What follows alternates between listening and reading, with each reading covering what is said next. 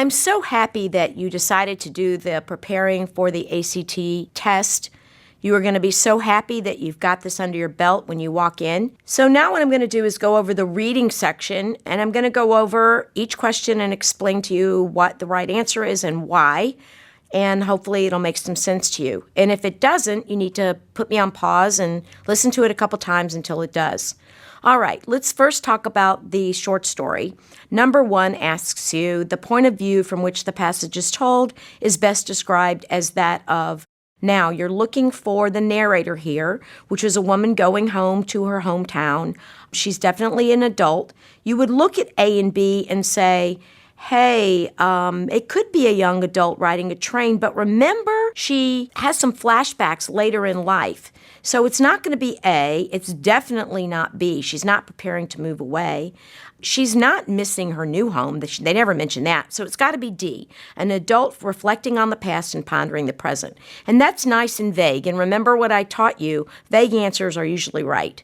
Number 2, the passage contains recurring references to all of the following, except, I hopefully that you circled except, like I told you to, and you're looking for the one that's not in there. So dreams, oh yeah, she mentions dreams a couple times. Reunion scenes, oh yeah, she mentions that a couple times. Photographs, if you don't remember, scan through, take your finger, whip it down the first column. I don't see photographs anywhere. Whip it down the second one. I don't see it there, so it's probably our answer. Train trips, oh my goodness, the whole first part is about train trips, so it's got to be H. Moving to number 3, and I'm going pretty fast because you have to go fast. Number 3, the first 3 paragraphs, lines 1 through 21, establish all of the following about the narrator except, so we're looking for the thing that they don't tell us about her. A, passing through a number of towns. She definitely does that. B, originally from Chicago.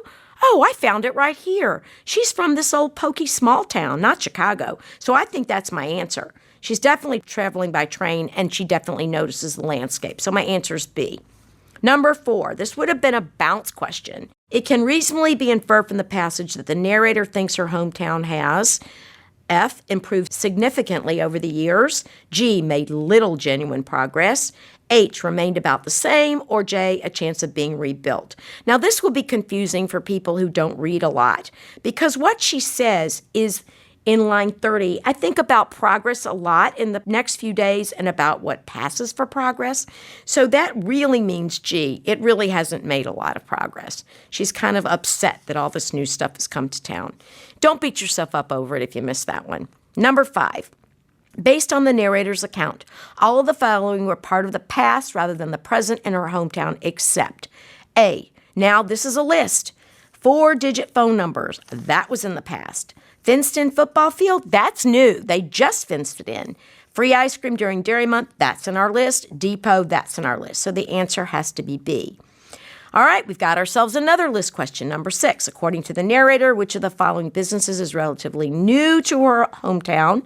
Now, you could use your common sense. F, tanning salon. Seriously, that's going to be the new one. But if you looked at your list, you would find bait shop, dry goods, and used car lot. So it's going to be F. Number 7. When the narrator refers to the cosmonaut as a man without a country from lines 83 and 84, she is most likely directly referring to, go back to the lines, and if you do, you will see that it's all about what happened when he was in space. All right. A says a cosmonaut's feeling that he is now a citizen of space, not the former Soviet Union. That's a decent answer. Let's leave it in as a maybe. B, the cosmonaut's unrealized expectation that he will be treated like a hero. No. C, the political transformation that occurred while the cosmonaut was in space. That's better. It's a little less conclusive than A, and it's a little closer to what we read. So let's get rid of A and let's stick with C for now. D, the 16 months that he spent in orbit around Earth. No.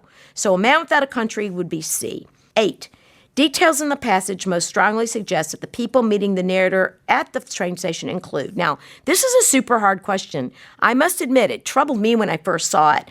It's very hard. So what happens is she's talking to someone, and you know your dad ever say, can you beat your old dad at something? Well, that's what he's doing. So F looks like a good answer. The only reason a lot of people pick F is there's no mention of a sister or a neighbor, and the journalist doesn't happen till much, much later in the story, not in that scene. So If you wanted to take a good guess, F would be it, and F is correct. Number 9, the narrator indicates that the most significant change in her hometown has been the addition of, you would have found it if you circled it in line 60, Las Vegas-style gambling, so it's got to be D.